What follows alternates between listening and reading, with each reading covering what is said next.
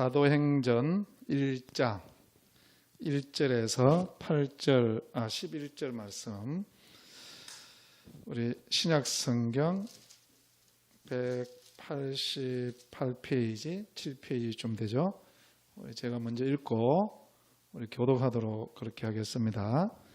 데오빌로여, 내가 먼저 쓴 글에는 무릇 예수께서 행하시며 가르치시기를 시작하심부터 그가 택하신 사도들에게 성령으로 명하시고 승천하신 날까지의 일을 기록하였노라. 그가 고난받으신 후에 또한 그들에게 확실한 많은 증거로 친히 살아계심을 나타내사 40일 동안 그들에게 보이시며 하나님 나라의 일을 말씀하시니라. 사도와 함께 모이사 그들에게 분부하여 이르시되 예루살렘을 떠나지 말고 내게서 들은 바 아버지께서 약속하신 것을 기다리라. 요한은 물로 세례를 베풀었으나 너희는 몇 날이 못되어 성령으로 세례를 받으리라 하셨느니라.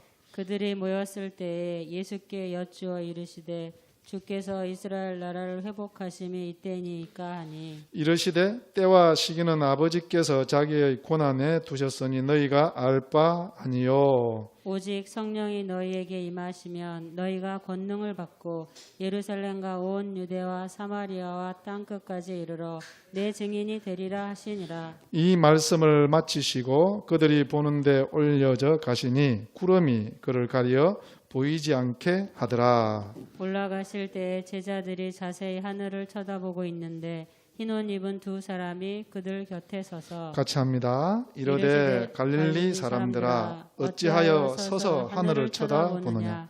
너희 가운데서 하늘로 올려지신 이 예수는 하늘로 가심을 본 그대로 오시리라 하였느니라. 아멘.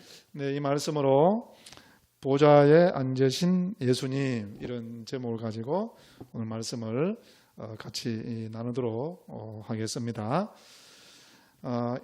오늘 먼저 보면 이 사도행전을 쓴 사람은 누가죠? 누가가 그렇게 말을 합니다. 내가 먼저 쓴 글에는, 먼저 쓴 글이 누가복음이겠죠.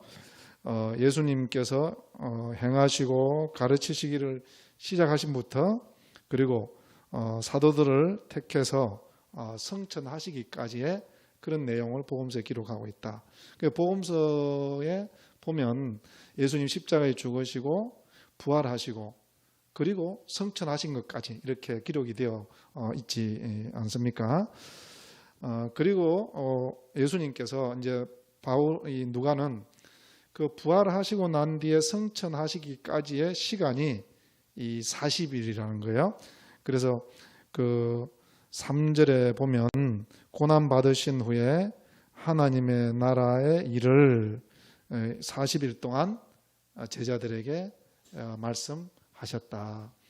여러분, 예수님께서 부활하시고 난 뒤에 하늘로 다시 올라가시기 전에 40일 동안 여러 가지 말씀을 하시지 않았겠습니까? 우리도 한번 생각해 보세요. 만약에 우리 이제 땅에 40일만 있는다 이렇게 생각을 하면 뭐 이런저런 그 자녀들이라든지 또 내 주변에 있는 사람들에게 많은 말들을 하고 많은 이야기들을 하겠죠. 그렇지만 누가는 그 중에 예수님이 하신 여러 가지 일 중에 하나님 나라의 일을 말씀하셨다. 여기는 하나님 나라의 일이라고 되어 있지만 원래 이제 뜻은 좀 그러니까 이게 조금 애매한데요. 어떻게 되어 있는가 하면 하나님 나라에 관하여, 하나님 나라에 관하여. 그러니까 하나님 나라에 대해서 예수님께서 제자들에게 설명도 해주시고 가르쳐 주시고 이렇게 하셨던 것 같아요. 그래서 제가 일주일 동안 내내 아니 그 하나님 나라에 관해서 말씀하셨다 그러는데 그게 뭐가 있을까? 그래서 복음서하고 다 자료를 찾아봤는데도 예수님이 40일 동안 하나님 나라에 관해서 말씀하신 것 어떤 기록은 전혀 없습니다. 그래서 제가 이제 복음서에 예수님께서 살아계실 때, 그러니까 십자가에 달리시기 전에 이 하나님 나라, 천국에 관해서 이야기한 것들을 쭉 살펴봤죠. 여러분도 한번 검색을 해보면요, 누가복음에는 하나님 나라에 관하여 말씀하셨더라 이렇게 설명이 쭉 나오면서 예수님께서 하나님 나라를 가리키는 내용들이 나와요. 그 이제 마태복음은 하나님 나라라는 말과 똑같은데 그걸 한자로 천국에 관하여 뭐 예수님께서 말씀하셨다. 천국은 이런 것이니 이렇게 말씀. 그러니까 천국이나 누가복음이나 저기 하나님 나라는 같은 말인데 복음서마다 말을 다르게 쓰고 있고 그 내용들도 어떤 경우에는 같은 것들이 있을 수도 있고 또 좀 다른 것이 있을 수도 있더라고요. 그래서 아마 예수님께서 이 살아 계실 때 십자가에 달리기 전에 하나님 나라와 천국에 관해서 가르치셨던 것들을 아마 또 다시 한번 이야기해 주셨을 것이다. 이제 그런 생각을 하면서 제가 설교 준비를 하게 되었습니다. 여러분들도 하나님 나라가 뭘까? 우리가 늘 관심이 참 많지 않습니까? 근데 오늘 본문에는 보면 제자들의 관심은 하나님 나라보다는 뭐에 있습니까? 자기들 나라, 이스라엘. 이스라엘이 지금 이제 독립이 됩니까? 막 이런 데 관심을 가지는데 예수님은 단호하게 말씀하시죠. 그거는 너희들 알 바냐. 그거는 하나님께서 하실 일이고 너희들은 하나님 나라에 관해서 생각을 하면 된다. 여러분 우리가 이 땅에 살다 보면 우리도 제자들하고 똑같은 것 같아요. 하나님 나라는 사실 보이지 않으니까 하나님 나라보다는 우리가 뭐가 관심이 많아요? 이 땅의 나라. 정치적인 문제, 경제적인 문제, 뭐 외교적인 문제, 우리 이런 것들에 관심이 많잖아요. 근데 예수님은 우리에게 이렇게 말씀하십니다. 그건 내가 알아서 할게. 너희들은 하나님의 나라에 대해서 좀 관심을 가져라. 그래서 누가는요 40일 동안 하나님이 하나님 나라에 관해 말씀하셨다고 말씀하면서 우리에게 하나님의 나라에 대해서 관심을 가지라 이렇게 이야기하고 있고, 그리고 1장은 그에 대한 총론이라고 보면 될 것 같습니다. 그래서 오늘 한 두세 가지 정도 과연 하나님 나라라는 것이 뭘까 우리가 늘 궁금하고 또 조금 애매하기도 하고 그죠? 추상적이기도 하지 않습니까? 그거에 대해서 11장까지 나와 있는 내용으로 하나님 나라가 뭘까에 한번 살펴보려고 합니다. 먼저 우리 오늘 본문 중에 3절과 9절인데요. 3절만 같이 읽으시겠습니다. 시작. 그가 고난 받으신 후에 또한 그들에게 확실한 많은 증거로 친히 살아 계심을 나타내사. 네, 거기까지만. 예수님께서 고난 받았다는 것은 십자가에 죽으신 걸 말하죠. 그리고 부활하셨고 9절에 가면 이제 하늘로 올려갔다. 그래서 이걸 한자로 승천, 하늘로 올라갔다. 이렇게 되어 있고. 근데 가리워서 그 이유는 자세히 그냥 공중에 올라가는 걸 살짝 보다가 아무것도 보이지 않았다. 성경은 이렇게 이야기하고 있고, 우리는 그것을 이제 그 하늘이라는 하나님 나라의 비유로 써서 하늘로 가셨다. 이렇게 표현을 하는 것이죠.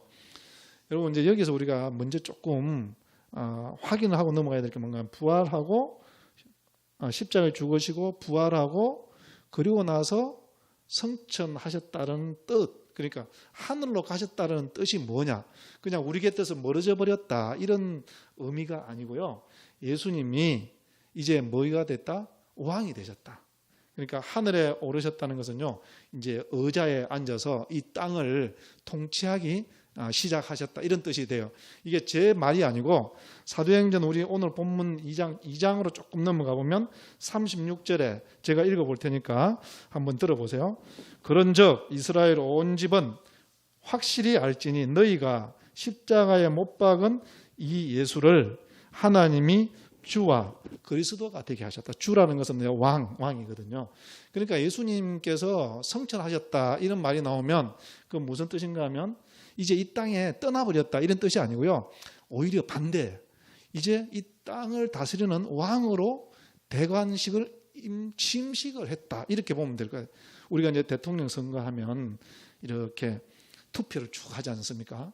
그리고 투표를 하고 그리고 이제 임기가 시작이 되면 청와대에 들어가서 이 장관들 다 모아놓은 국무회의를 딱 시작하면서 일을 시작하는 거죠. 그죠? 그것처럼 예수님께서 이제 성천하셨다는 것은 예수님이 이제는 하나님이 그에게 권세를 주셔서 이 땅의 주가 되시고 이 땅을 다스리는 왕이 되셨다 이런 뜻이 있는 것이에요. 그러니까 부활하신 예수님은 지금 우리와 함께 계신다 안 계신다? 계신다는 거예요. 그러니까 예수님께서 육신을 입고 이 땅에 계셨으면 어떻게 될까요? 이스라엘에 있으면 여기는 못 계세요. 여러분과 함께 계시면 내하고는 함께 못 있는 거예요. 육신의 한계라는 게 그런 거 아닙니까? 그래서 예수님께서 십자가에 죽으시고 부활하셔서 이제 영으로서 우리에게 성령으로 오셨다는 말씀은 뭔가 하면 이 세상 어디든지 지금 이스라엘에도 있을 수 있고 미국에도 있을 수 있고 북한에도 있을 수 있고 우리에게도 있을 수 있고 우리가 예배드리는 그 모든 곳에서 주가 되신 줄로 믿습니다. 예배드릴 때만 그런 게 아니고요. 우리가 볼 때는 이 세상을 하나님께서 전혀 손 놓고 계신 것 같지만 하나님께서 다스리고 계세요. 이 역사를 움직여 가시는 분이 주님이심을 믿으시기를 우리의 주의 이름으로 축복합니다. 네, 이게 굉장히 여러분 우리가 하나님 나라를 이해하는 데 중요한 사실. 하나님 나라의 왕은 누구다? 예수님이라는 거예요.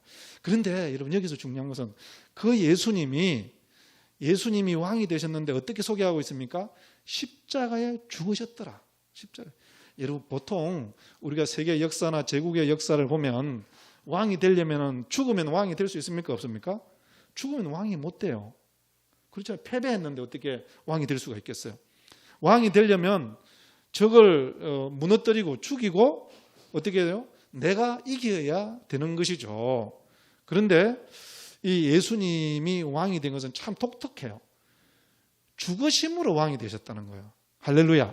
이것이 여러분 우리의 복음인 줄로 믿습니다. 이게 한번 생각해 보세요. 우리 이 인류 역사의 모든 왕들은요, 남을 희생양 삼는 그런 왕들이에요.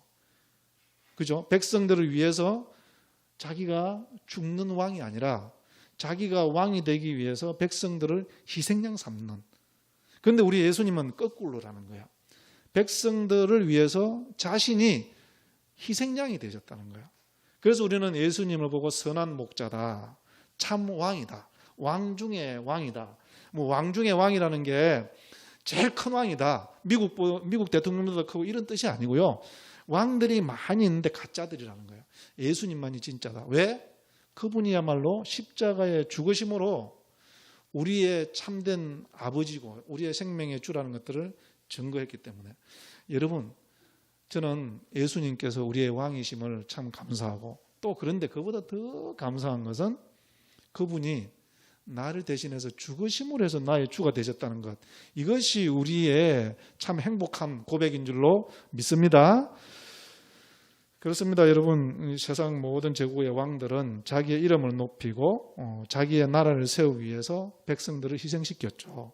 그것을 상징적으로 보여주는 게 바벨탑이고 진시 황제의 시황제의 그 무덤 아니겠습니까? 그리고 영국과 미국이 이 팍스 로마나 팍스 아메리카 뭐 이렇게 이 자기 제국을 만들었지만 그 제국들은요, 어떻게 한 시대를 호령했습니까? 영국과 미국이 노예 무역의 그 경제의 기초가 있었다는 걸 우리가 다 알고 있지 않습니까? 그러니까 노예를, 하나님이 지은 소중한 그 흑인들을 마치 짐승보다도 못한 존재로 자기들의 일꾼으로 부려먹으면서 자기들의 제국을 세웠다는 것이죠. 여러분, 그런데 우리 예수님이 세우는 나라, 하나님의 나라는 그렇지 않다는 거예요. 하나님이 우리를 위해서 죽으심으로 해서 우리의 존귀함을 세워주신 나라라는 것입니다. 그래서 예수님께서 마태복음 20장 28절에서 이런 말씀을 하셨습니다. 함께 읽어보시겠습니다. 시작. 인자가 온 것은 섬김을 받으려 함이 아니라 도리어 섬기려 하고 자기 목숨을 많은 사람의 대성물로 주려 함이니라. 네, 예수님은 이 땅에 와서 우리를 굴복시키고 우리를 자기의 성공의 수단으로 삼아서 올라서기 위해서 오신 것이 아니라 오히려 자기를 내어주고 우리를 섬겨서 우리의 참된 존재 가치를 드러내기 위해서, 그분이 우리의 왕인 줄로 믿습니다. 그리고 마태복음 18장 14절에는 또 이런 말씀이 있죠. 같이 읽습니다. 시작. 이와 같이 이 작은 자 중에 하나라도 이룬 것은 하늘에 계신 너희 아버지의 뜻이 아니니라. 네, 그러니까 여러분, 우리 이 하나님 아버지가 다스리는 나라는요, 한 사람이 소중하다는 거예요. 한 사람이. 이 제국의 뭐 중국이라든지 바빌론 제국이나 로마라든지 그게 한 사람이 중요합니까, 여러분? 한 사람 한 사람은요, 수단에 불과한 거예요. 이 바벨탑이라는 게 올라가려면 어떻게 돼야 돼요? 벽돌이 규격화가 돼야 된다고요. 그죠? 벽돌이 탁탁 규격화가 돼서 그걸 탁탁 맞춰 올릴 때 높은 바벨탑이 쌓일 수가 있는 것이죠. 이것은 뭘 상징해요? 한 개인이 하나의 부품이라는 거예요. 하나의 수단밖에 되지 않는다는 것입니다.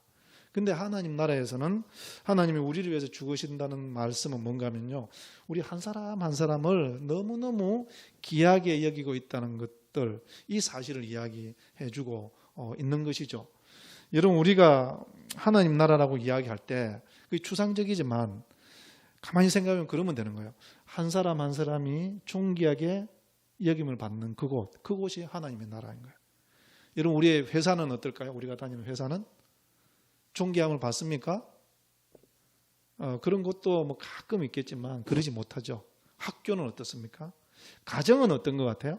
가정은 우리 자녀 한 사람 한 사람이 존귀함을 받죠. 교회도 마찬가지가 돼야 될 텐데, 그죠? 그러니까 이 한 사람 한 사람이 존귀함을 받는 그곳이 천국인 거야. 만약에 우리는 하나님의 백성들이다 그러면서 사람을 존귀하게 여기지 않고 사람을 수단시하고 자기의 제물로 희생양으로 삼는 곳이면 그것은 바벨탑 제국이죠. 하나님의 나라가 아니라는 것이 이 말 속에 들어 있습니다. 첫 번째, 우리가 오늘 본문 가운데서 우리가 정리할 수 있는 것은요, 하나님의 나라의 왕은 예수님이더라는 거예요. 근데 그 왕은 백성들을 희생양 삼는 왕이 아니라 자기가 희생양이 되어서 한 사람 한 사람을 존귀하게 세워가는 그 나라가 하나님의 나라더라.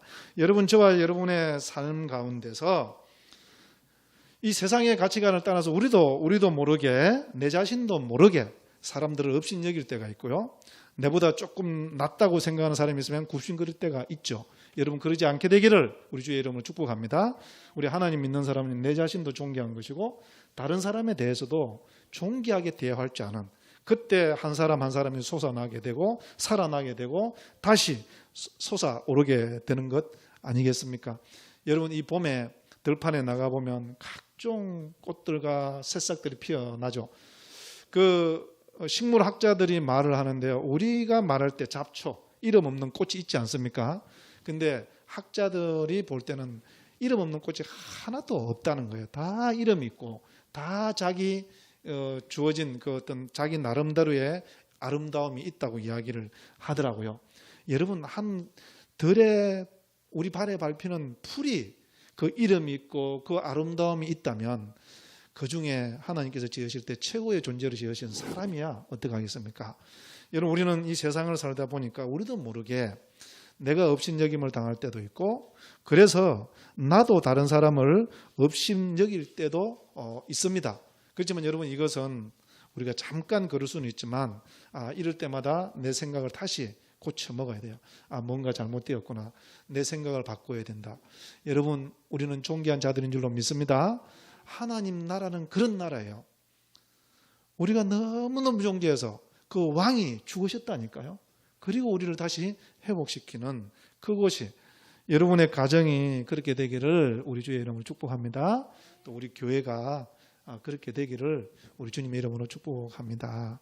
그래서 어떤 큰 대명분, 큰 일을 위해서 한 사람 한 사람을 희생시키는 일이 없이 한 사람 한 사람을 살려내기 위해서 교회가 온 힘을 모으는 그 교회가 참 하나님의 나라인 줄로 믿습니다. 두 번째, 오늘 본문을 통해서 하나님 나라가 뭘까? 이 8절을 같이 읽겠습니다. 시작. 오직 성령이 너희에게 임하시면 너희가 권능을 받고 예루살렘과 온 유대와 사마리아와 땅끝까지 이르러 내 증인이 되리라 하시니라. 네, 예수님께서 설교하실 말씀을 가르칠 때 아이들이 왔다 갔다 했나 봐요, 그죠? 그랬더니 막 그 제자들이 막 아이들을 시끄럽게 못하게 하려고 했더니 예수님 뭐라고 그랬어요? 나에게 데려오라 이렇게 했더니, 그냥 은찬이는 여러분 너무 신경 쓰지 마시고, 자, 계속해서 우리가 말씀을 볼 수 있도록 하겠습니다. 예, 두 번째, 예수님께서 그렇게 말씀하세요. 오직 성령이 너희에게 임하시면 너희가 권능을 받고, 성령이면 권능을 받는다. 그리고 땅끝까지 이르러 정인이 된다. 이게 두 번째. 여러분, 예수님은 왕이 되셔서 우리를 어떻게 존귀하게 다시 회복시키고, 그리고 난 다음에 성령으로 세례를 주셨다는 것은 무슨 뜻이라고 그랬습니까? 새로운 생명을 주셨다는 거죠. 그죠? 새로운 생명을 주시고는 권능을 주셨다는 것은 이 단순히 힘뿐만 아니고요, 다스림의 권세, 이렇게 해석을 하는 게 정확한 해석입니다. 그러니까 우리가 이제 예수님께서 우리에게 성령을 보내주셨어요, 그죠? 우리는 새로운 존재가 되었어요. 새로운 존재가 되어서 어떤 권세를 갖게 되었는데, 어떤 권세인가 하면 정인의 권세. 근데 정인이라 그러면 이게 또 조금 그래요. 정인보다는 정거하면 삶을 살 수 있는 권세. 하나님의 나라를 증거하면서 살 수 있는 권세, 이것이 우리에게 주어진 특권인 줄로 믿습니다. 예수님께서요, 이제 부활하셔서 왕위에 오르신 거예요. 그리고 이 많은 사람들 중에 자기가 이 선택해서 이 문무대간을 모은 거예요. 그래서 그 중에 뽑힌 사람이 누구라고요? 우린 거예요, 우리. 그래서 우리를 통해서 이제 임금님이 앉아서 다 팔도를 다 관리는 못 하잖아요. 그래서 그 중에 사람을 선발하고 공무원을 채용해서 쫙 해서 이제 나라를 다스리는 것처럼 예수 믿는 사람들이 바로 하나님 나라의 공무원이다. 쉽게 말해서. 또 어디 가서 공무원이라고 월급 달라 이러면 좀 곤란합니다. 의미상 그런 거예요. 그래서 우리에게 뭘 하겠는가 하면 하나님 나라의 정인. 이것도 조금 추상적이죠. 조금 더 구체적으로 이야기해 보면 그런 거예요. 하나님 나라의 가치를 전하라, 이런 뜻이 돼요. 아까 우리가 살펴봤던 거죠. 하나님 나라의 가치는 뭐예요? 세상의 가치는 다른 사람을 밟고 내가 올라서는 거죠. 하나님 나라의 가치는 뭐라고요? 섬기는 것. 섬기는 자가 큰 자라고 말씀하셨고, 예수님께서 그것을 직접 우리에게 보여주셨죠. 자기가 왕임에도 불구하고 죽으심으로 왕이 되는. 여러분, 예수님께서 계속 말씀하세요. 큰 자가 되기를 원하느냐? 그러면 섬기는 자가 되라. 가장 작은 자에게 하는 것이 나에게 하는 것이다. 그죠? 그러니까 우리가 예수님의 정인으로 산다는 것은요, 예수님을 믿고 부자가 되고 성공하고 큰 권세를 받는 것, 이게 뭐 그렇게 될 수도 있겠지만요, 대체적으로는 그러지 않다는 거예요. 그런 자리와 위치가 중요한 게 아니고 뭐가 중요하다고요? 우리가 어떤 가치를 따라 살아가느냐, 이것이 중요하다고 이 성경은 말하고 있는 것입니다. 그래서 여러분 이 말씀은요, 어떻게 보면 창세기 1장 27절 28절이 그대로 다시 회복되는 거예요. 창세기 1장 27절 28절이 뭔가 하면 하나님이 자기의 모양과 형상을 따라 사람을 지으시고, 그죠? 그리고 그에게 복을 주사 말씀하셔야 돼. 하늘에 나는 새와 물에 사는 물고기와 또 땅에 사는 모든 생물을 다스리라, 이렇게 말씀하셨고, 이게 하나님의 모양과 형상을 따라 지음받았다는 게 무슨 뜻이라고 이야기를 했죠? 하나님의 통치의 대형자다. 여러분, 그러니까 예수님께서는 이제 우리를 성령을 주시고 권세를 주셔서 이 땅에서 하나님의 가치를 실현해가는 그런 대리자로 세우셨다는 것입니다. 여러분, 우리는 그만큼 소중한 줄로 믿습니다. 그래서 우리가 땅의 권세, 땅의 가치에 굴복해서 살아서는 안 된다는 거예요. 땅의 가치는 뭡니까? 금이 최고를. 뭐니 해도 돈이 최고다.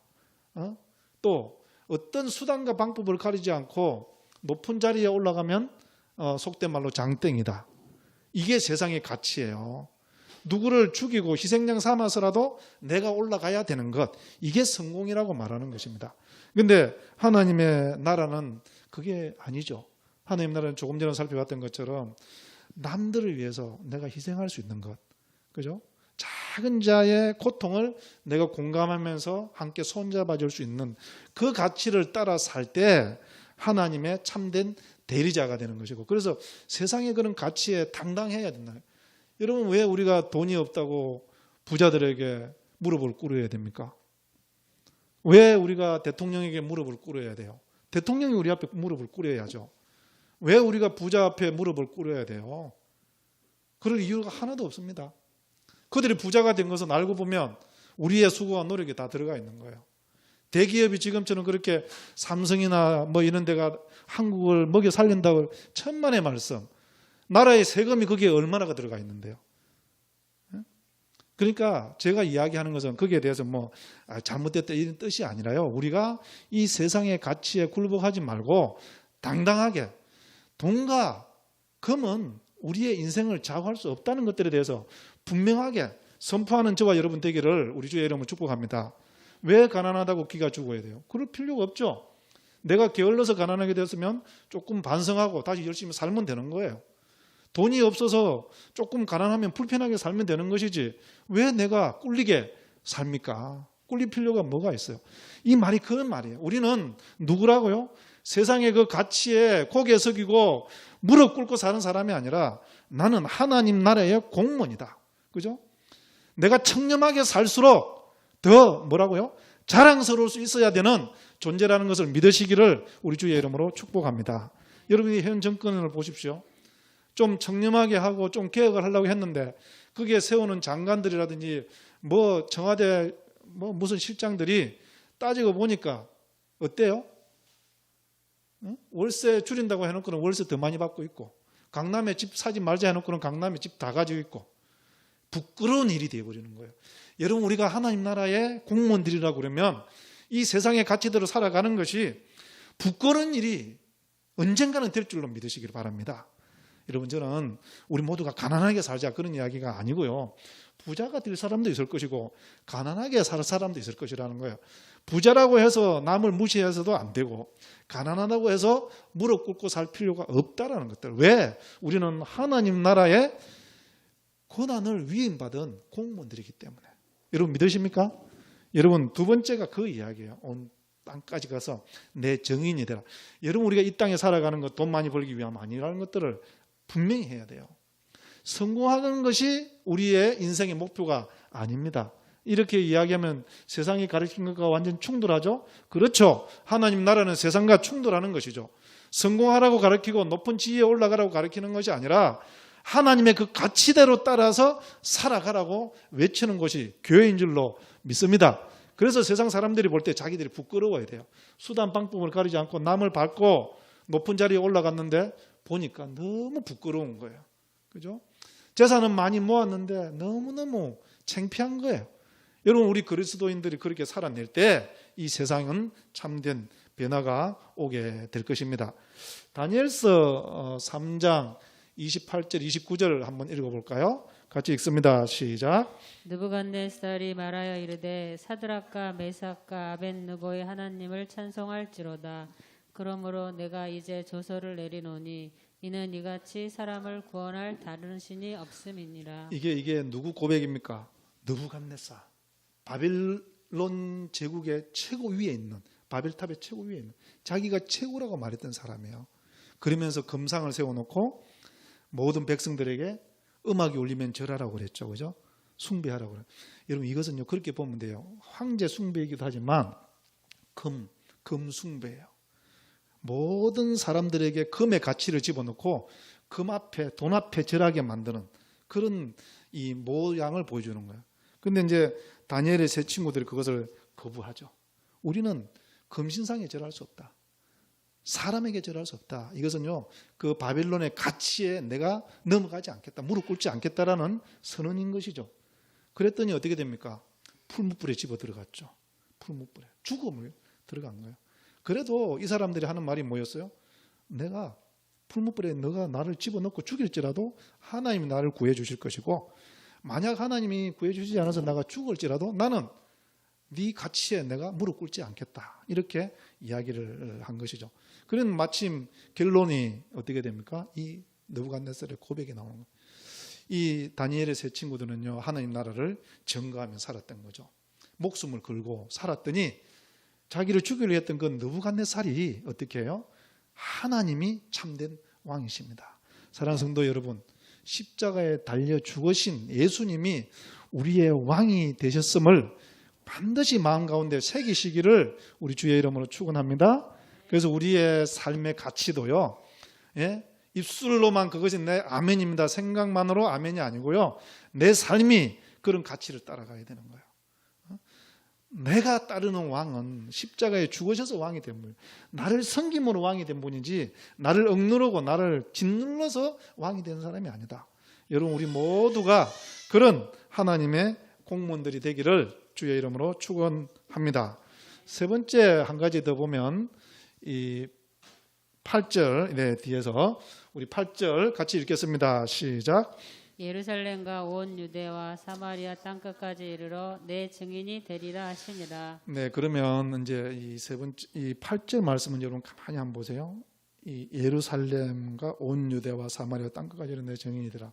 이것을 우리는 대부분 이제 예루살렘에서도 그다음 유대에서도 사마리아에서도 점점 확장되어 가면서 하나님 나라가 만들어져 간다, 이렇게 우리가 생각을 했죠. 저도 그렇게 생각을 하고, 물론 그게 틀린 건 아닌 것 같아요. 근데 제가 저번 주에 말씀을 준비하면서 그런 생각을 했어요. 왜 예루살렘, 온 유다, 사마리아 땅끝을 이렇게 구분했을까? 마침 저는 지난 선거에 그런 말들이 나왔잖아요. 이 사람들은요 자꾸 섹트를 구분해요. 대한민국, 또 대한민국 중에서도 서울, 또 서울 중에서도 어디? 관악구가 아니고 강남이 좋더라. 세상의 가치가 그런 거잖아요. 돈을 중심으로 보면 대한민국, 북한보다 대한민국이죠. 또 대한민국 중에서도 부산보다는 서울이죠. 또 서울보다는 어디? 서울 전체 중에서도 강남. 이게 사람의 가치가 들어있는 거예요. 그러니까 예수님께서 말씀하시는 너희들이 사는 곳이 북한이든 대한민국이 어디에든 또 서울에 있든 또 강남에 살든 너희들이 그곳에 사는 곳이 어디든지 그 차별하지 말고 그 너희들이 있는 그곳에서 내 증인이 되어라, 이렇게 말씀하시는 의미라고 제가 묵상을 하게 되었습니다. 여러분, 우리도 그렇지 않습니까? 어릴 때 태어날 때부터요, 유치원 어떤 유치원, 초등학교 어떤 초등학교, 그죠? 이렇게 쭉 하면서요, 사람들은 계속 어떤 뭐라고 그래야 돼요? 분열을 시켜요. 여기는 좋고 저기는 나쁘고, 그러면서 이걸 계층화하고, 그러면서 계속 바벨탑을 만드는 거예요. 그러면서 자기 스스로가 그 바벨탑 속에 나는 여기야, 나는 여기야, 이러면서 인생을 끝마치는 거예요. 예수님은 말씀하십니다. 그런 게 아니야. 예루살렘이나 사마리아나 유다나 온 땅끝이나 똑같다. 네가 있는 그곳이 대기업이든 중소기업이든 아니면 작은 식당이든 네가 어디서 일하든지 그것이 어떻게 하다? 동일하다는 거죠. 그래서 예수님께서 뭐라고 그랬어요? 예루살렘을 떠나지 말라. 예루살렘을 떠나지 말라. 네가 이 예루살렘은요, 그 중에서 최고의 장소가 아니라 네가 있는 그곳이 예루살렘이라는 거예요. 사랑하는 성도님, 오늘 우리 주님께서 우리에게 그렇게 말씀하시는 거예요. 예루살렘 떠나지 말라.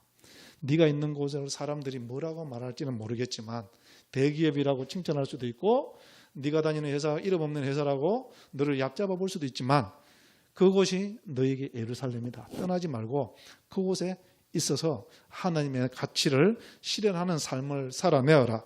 그 삶은 어떤 삶일까요? 칭찬 듣는 삶이 아니라 수모를 당하는 삶일 수 있고 마음의 고통을 당하는 삶일 수 있고 때로는 목숨을 빼앗길 것 같은 어려운 삶일 수도 있다는 거예요.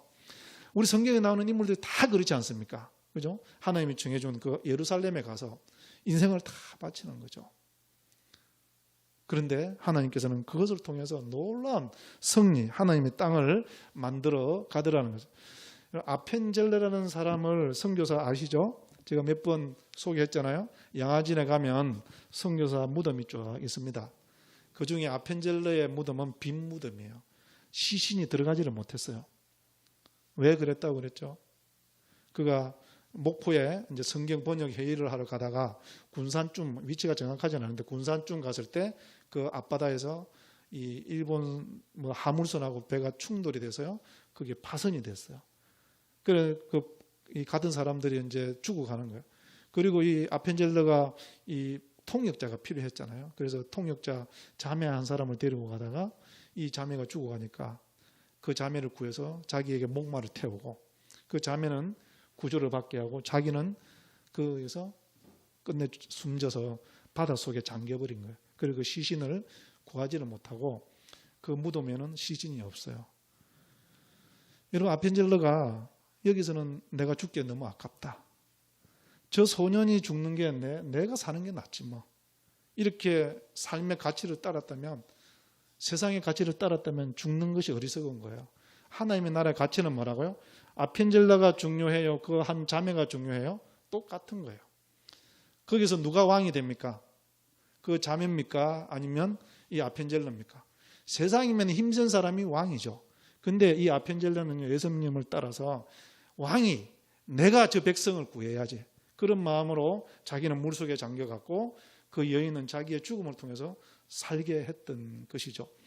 여러분, 그는 조선에 왔을 때 이 조선이라는 땅이 자기의 인생을 바치기에는 너무 아깝지 않았겠습니까? 언더우드도 그랬잖아요. 이 조선이라는 땅을 보면서 나무 한 그루가 똑바로 서 있지 못한 이 버려진 땅이라고 그랬어요. 이 조선 남자들이 마음을 열지 않는다고 그랬어요. 그럼에도 불구하고 내가 이곳에서 내가 하나님께서 주신 사명을 끝까지 감당하겠다. 여러분, 저는 그런 고백이 우리 선교사들만의 고백이 아니라 우리 모두가 사실은 선교사인 줄로 믿습니다. 예수님이 첫 번째 선교사죠. 그리고 예수님께서 오셔서 성전하셔서 이제 우리에게 성령을 주셔서 권세를 주셨어요. 하나님 나라의 공무원, 또 어떤 측면에서는 선교사로서의 자격을 주시고 이 땅에 삶을 살게 하신 거예요. 부자가 되라고 말씀하시지 않고요. 높은 자리에 올라가라고 말씀하시지 않고요. 어떻게 살라고? 십자가에 희생한 내처럼, 그래서 왕이 된 것처럼 너희들이 이 땅의 가치에 금액에 굴복하지 말고 나의 십자가의 정신의 가치를 따라서 살 때 그것을 통해서 세상은 뭐라고? 하나님만이 참된 왕이라고 고백하게 될 것이다. 이것이 우리가 부활신앙으로 사는 그런 삶이 될 줄로 믿습니다. 사랑하는 성도 여러분, 하나님은 지금 우리가 있는 그곳에서 다스리시고 통치하신다는 것을 믿으십시오. 다니엘의 세 친구가 품무불 속에 있을 때도 함께 하셨고, 요셉이 보디발의 집에서 억울한 옥살이를 또 할 때도 함께 하셨고, 총리로 있을 때도 함께 하셨던 것처럼 하나님은 여러분이 지금 어디에 있든지, 보디발의 집에 있든지, 억울한 옥살이를 하고 있든지, 총리로 있든지 그곳에 함께 계십니다. 그곳에서 예수 그리스도 십자가의 죽으심으로 왕이 되신 그 가치를 우리가 따라서 살 수만 있다면 예루살렘부터 온 유대와 사마리아와 땅끝에 하나님의 나라가 임할 줄로 믿습니다. 기도하시겠습니다. 하나님 아버지, 감사합니다. 우리의 왕이 십자가에 자기를 내어줌으로 왕이 되셨다는 것을 감사합니다. 주님, 우리에게는 참 힘들고 어려운 일입니다. 남을 짓밟고 남을 이김으로 왕이 된다는 것에 우리는 너무 익숙해 있기 때문에 짐으로 이긴다는 말은 말장난 같기도 하고 내가 따르기에는 너무 어려운 그런 가치이지만 주님의 그 나라의 가치를 따라서 살아가는 하나님 백성들 다 되게 하여 주시옵소서. 예수님 이름으로 기도드렸습니다. 아멘.